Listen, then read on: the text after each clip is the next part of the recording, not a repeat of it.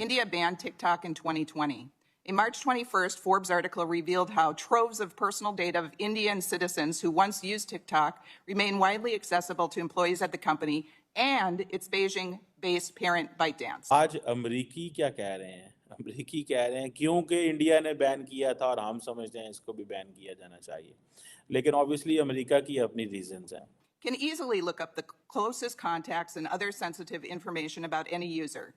This current TikTok employee also said, quote, if you want to start a movement, if you want to divide people, if you want to do any of the operation to influence the public on the app, you can just use that information to target those groups. ये जो house of representative है उसने कल vote दे दिया कि उन्होंने कहा जी कि टिकटॉक जो कि चाइनीज ओनर है उसका तो 4 साल पहले ही टिकटॉक बैन करती थी. अब अमेरिका में भी उनके हाउस में ये बिल फॉरवर्ड किया गया कि भाई जो हमारी प्राइवेसी ब्रीच है और उसके बाद वो नेशनल सिक्योरिटी का भी एक Your own community guidelines state that you have a firm stance against enabling violence on or off TikTok. We do not allow people to use our platform to threaten or incite violence. India यार leading nation बना है. India जिस तरह से अभी India ने 2-3 दिन पहले अग्नि मिसाइल लॉन्च किया.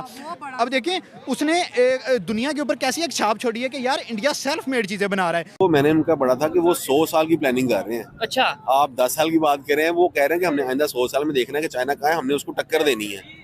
इंडिया वाले वो इंडिया MRI भी ऐसी टेक्नोलॉजी लेके आ रहा है जो बहुत लेटेस्ट टेक्नोलॉजी है. अब इंडिया ने वो मिसाइल बनाया तो डेफिनेटली सारी उसकी मांग भी करेंगे. मतलब क्या कि इंडिया को फॉलो करेंगे. लेकिन इंडिया ने उस वक्त बड़ी बोल्ड मूव ली 4 साल पहले. नरेंद्र मोदी की हुकूमत ने उन्होंने कहा कि ये चाइनीज ऐप को बंद किया जाए. यार इंडिया तो बेसिकली अब तो एक कह लो कि हब बन चुका हुआ है IT वालों के लिए. वो सोशल मीडिया भी उसमें आता है. मैं अभी कुछ दिन पहले पढ़ रहा था कि Amazon, Twitter, Apple, Tesla, almost Microsoft, हर एक कंपनी वहां पे अपना हेड ऑफिस बना चुकी हुई. और अमेरिकन स्पाई चीफ्स ये कह रहे हैं कि चाइना जो है वो टिकटॉक को इस्तेमाल कर रहा है to undermine the democracy. India अपनी टीचिंग में AI लेके आ रहा है. ठीक है, उसमें अब कंट्रीज उनको फॉलो में टीचर भी आ गई है जी. हाँ. मैं वही न्यूज़ देख रहा था. इसके बाद फार्मिंग में वो AI वेदर लेके आ गए हैं तो इंडिया कंट्रीज उसको भी फॉलो करेंगे.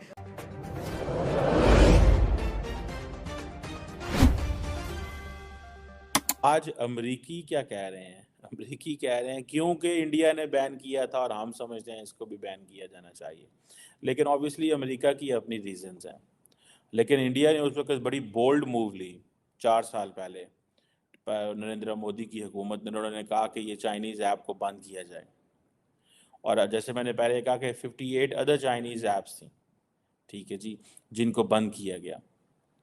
अब अगर आप इसको देखें कि ये जो हाउस ऑफ रिप्रेजेंटेटिव है उसने कल वोट दे दिया कि उन्होंने कहा जी कि टिकटॉक जो कि चाइनीज़ ओनर है उसका और एक बड़ी इम्पॉर्टेंट एक ये ऐप है, इसका नेशन वाइड बैन होना चाहिए. और अमेरिकन स्पाई चीफ्स ये कह रहे हैं कि चाइना जो है वो टिकटॉक को इस्तेमाल कर रहा है to undermine the democracy. That's how what they are portraying it.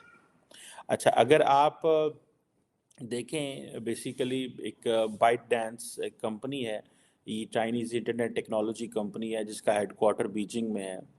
और ये जो ByteDance है इसने बेसिकली ये वीडियो शेयरिंग ऐप टिकटॉक और कुछ और ऐप्स भी इन्होंने की थी. ये कहते हैं जी कि हमारा काम जो है वो इन्फॉर्म करना है, एजुकेट करना है, एंटरटेन करना है और इस तरह की चीज़ें क्रॉस डिफरेंट लैंग्वेजेस पूरी दुनिया में इसमें कंटेंट क्रिएट होता है और इस तरह की बातें ये करते हैं. लेकिन अब क्वेश्चन ये आता है कि अब अमेरिका को कौन समझाए और कौन करे. अमेरिका के अंदर आप देखें ये दूसरी दफ़ा पिछले 4 सालों में कि जो चाइनीज़ ये ऐप है टिकटॉक, इसको ऊपर लॉ मेकर जो है वो डिस्कशन कर रहे हैं. अब अमेरिका के ऊपर ये भी प्रेशर है कि तकरीबन more than 170 million American users are using it. So if this is a popular app but at the same time it is owned by China, how to keep it or not. ठीक है जी. अब ये हुआ था कि 2020 के अंदर अमेरिकी सदर डोनाल्ड ट्रंप ने कि भाई हमारी प्राइवेसी ब्रीच और फिर सिक्योरिटी, नेशनल सिक्योरिटी के ऊपर सवाल आते हैं, इसलिए हम इसे बैन कर रहे हैं। और वही चीज अमेरिका कॉपी कर रहा है और बाकायदा उन्होंने अपने हाउस में ये चीज बराबर उन्होंने स्टेटमेंट दिया कि भाई जैसे इंडिया ने अपने नेशनल सिक्योरिटी को देखते हुए टिकटॉक बैन किया, हमें भी बैन करनी चाहिए। क्या कहना चाहेंगे? हमारे यहाँ पे यूट्यूब बैन होती है, फेसबुक को बैन करने की बात की जाती है, ट्विटर ऑलरेडी बैन है, वीपीएन लगा के लोग यूज कर रहे हैं, लेकिन टिकटॉक के ऊपर बात नहीं हो रही। यार मेरा नहीं ख्याल कि कोई चीज़ बैन करनी चाहिए, क्योंकि हमें है। अपने जो है ना, जितने हमारे यहाँ पे जैसे कह लें इदारे बने हुए हैं, ठीक है। वो इन चीज़ को देख रहे हैं, वो सिक्योरिटी मेजर्स को इस तरह का कर दें कि आप इसमें कोई भी हाँ। ऐसा मवाद ना शेयर कर सकें कि जो हमारे मुल्क के खिलाफ बनता हो, ठीक या है। हमारी प्राइवेसी को हिट कर रहा हो, या हमारे कोई भी ऐसी चीज़ जो हमारे मुल्क के खिलाफ जा रही है। लेकिन हमारे इधर तो वो करते हैं ना, जो हमारे मुल्क के खिलाफ नहीं, जो हमारे खिलाफ ना बनता हो तो उसे जो है वो बेसिकली हम लोग तो यहाँ पे वो चीज़ देख रहे हैं ना कि यार हमने किसी को बोलने नहीं देना, हाँ। हमारे खिलाफ बात करना नहीं, यार ये नहीं जानी चाहिए। ठीक है। हालांकि आज़ादी तो इसी चीज़ की है ना भी, आप हम किसी भी प्लेटफॉर्म पे हम हर तरह की बात कर सकते हैं। अगर हम किसी एक बंदे को, जैसे पॉलिटिकल आप देखें तो ट्विटर बंद किया हुआ, किस वजह से बंद किया ये हम लोगों को सबको पता है ठीक क्यों बंद है। लेकिन ये चीज़ें नहीं है, हाँ हम बेसिकली हम एजुकेट भी करें ना अवाम को कि यार ऐसे नहीं, ऐसे करना है। ठीक हम है। अपने इदारों को भी बताएं यार इस तरह का मवाद हो जो हमने आगे नहीं जाने देना, ठीक लेकिन है। हम उसका हल ये निकालते हैं कि हम उस पूरी चीज़ को बंद कर बंद देते ही हैं। करते हैं। और बड़ी बात ये मवाद की जो मटेरियल है सोशल मीडिया पे आता है, वो तो एक अलग टॉपिक है। मैं कहता हूँ अगर लेट्स सपोज कोई ऐसी ऐप, दूसरे कंट्री की ऐप हो, खासतौर पे अगर टिकटॉक की बात करते हैं जिसके बारे से खबर ही आती है कि भाई वो चाइना की ऐप है, और चाइना उसके जरिए जो खबरें आती हैं कि भाई जिस भी कंट्री से अपना डाटा कवर करना चाहे, डाटा निकालना चाहे, उनकी सिक्योरिटी के हवाले से वो सारा निकाल सकता है। तो आपको नहीं लगता ऐसी ऐप्स के ऊपर सवाल उठना बनता है? यार बनता तो है, लेकिन बात ये है कि ये सिर्फ चाइना का क्यों है? हाँ। ना ट्विटर हो या यूट्यूब हो या फेसबुक। हमारा फेसबुक है, बेसिकली जब हम अपना आईडी किसी चीज पे भी बनाते हैं तो हम अपना सारा डाटा तो देते हैं।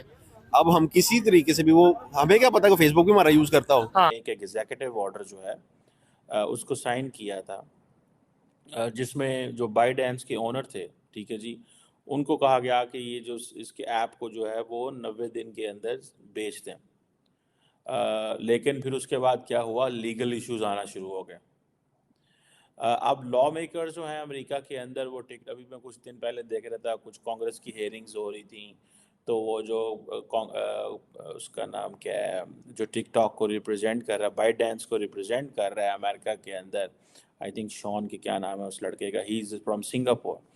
तो वहाँ पे बड़ा इंटरेस्टिंग सिचुएशन पैदा हो गई, जिसमें बहुत सारे लोग कंटेंट बना रहे थे कि अमेरिकन कांग्रेसमैन उसको पूछ रहे हैं तुम्हारा ताल्लुक चाइना से है, वो कहता है नहीं मैं सिंगापुर से हूँ। तुम्हारे पास चाइनीज़ पासपोर्ट है, वो कहते हैं नहीं मेरे पास है ही सिंगापुर का passport, I am Singapore citizen. तो उसने कहा कि क्या तुमने कभी पीपल्स रिपब्लिक ऑफ चाइना जो है या चाइनीज़ आर्मी में काम किया है? तो वो एक ही कह रहा है जी मैं हूँ ही नहीं सिटीज़न, मुझे तो उन्होंने किया हुआ। सो बड़ा इंटरेस्टिंग एक इवन के मजाक की हद तक भी चीज़ें जो हैं वो चली गई और ये बात हुई। अब ये आता है कि अमेरिकन लॉ मेकर्स इस पे कह रहे हैं, ठीक है, और जैसे मैंने पहले कहा कि वो इंडिया का रेफरेंस दे रहे हैं कि देखिए जनाब इंडिया ने भी किया था, ठीक है जी। अब ये है कि यूएस हाउस ऑफ रिप्रेजेंटेटिव में वोट हुआ है 352-65, मीन्स के